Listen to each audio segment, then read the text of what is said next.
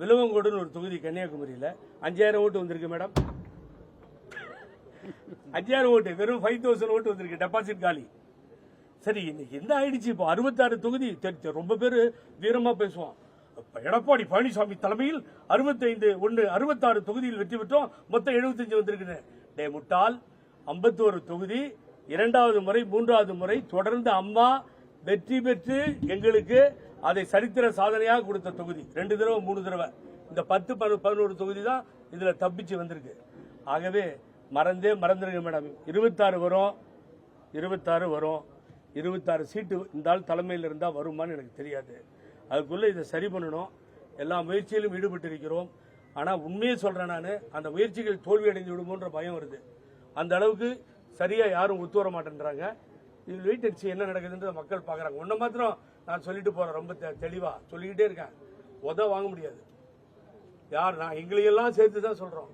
இந்த சேர்த்து வைக்கிறேன் அப்புறமா இணைப்பு சேர்க்க முடியாது. இதெல்லாம் தெருவில் கூட போக முடியாது. 26க்கு பின்னாடி அசிங்கமான தோல்வி ஏற்பட்டால் போயிடும். ஒரு சின்ன இதை சொல்லி முடிச்சிடுறேன். என்ன தெரியுங்களா, நாடாளுமன்றத்தில் சவுத்தில் பூரா டெபாசிட் போயிடுச்சு. ஆனால் விருதுநகரில் என்னாச்சு? 4000 ஓட்டு லீடிங் விஜய் பிரபாகரன், கேப்டன் சன்னு, 4000 ஓட்டு குறைவு. எவ்வளவு நேரம் அது போயிட்டு இருந்துச்சு அந்த ரிசல்ட்? அது ஏன் ஏடிஎம்கேக்கு வரல? அந்த இழுபறி கூட ஏடிஎம்கேக்கு ஏன் இல்லை? அப்ப சௌமியா அன்புமணி ராமதாஸ் அந்த பக்கம் நின்னா கூட அந்த இழுபறி இருக்கு, இந்த பக்கம் விஜய் பிரபாகரன் நின்னா இருக்கு. நான் ஒரே ஒரு கேள்வி கேட்கிறேன், என்ன பிரஸ் ஆகட்டும் யாராகட்டும் சொல்லட்டும் பதில். எடப்பாடி பழனிசாமி தலைமைக்காக இந்த 20% ஓட்டு விடல.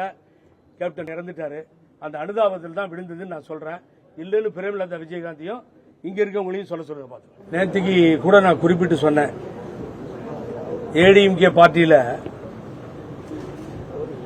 இணை ஒருங்கிணைப்பாளர் இருக்கக்கூடிய நீங்களே வேணா தவறா அவர் சொல்றது சொல்லி பொதுச் செயலாளர்னு சொல்லிக்கலாம். நான் சொல்றதே இல்லை. ஏன்னா அது bending before the honourable court. அந்த வழக்கு மன்றத்தின் முன்னாடி நிலுவையிலே தீர்ப்பு இருக்கிறது.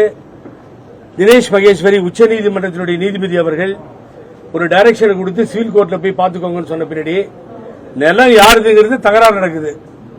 ஸ்டேட்டஸ் கோ மெயின்டைன் பண்ணிக்கோன்னு கோர்ட் சொல்லி இருக்கு. கேஸ் நடக்குது.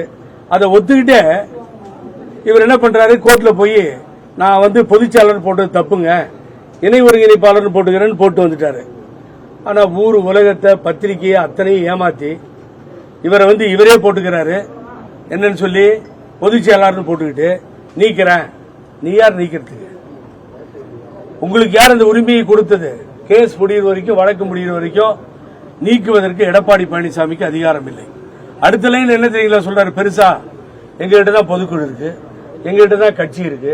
ஆமா, உங்ககிட்ட பொதுக்குழு இருக்கு, சின்ன இருக்கு, கொடி இருக்கு, கட்சி இருக்கு, எல்லாத்தையும் நீங்க பயன்படுத்துறீங்க. தவறா இல்லையான்னு சிவில் கோர்ட் சொல்லட்டும்.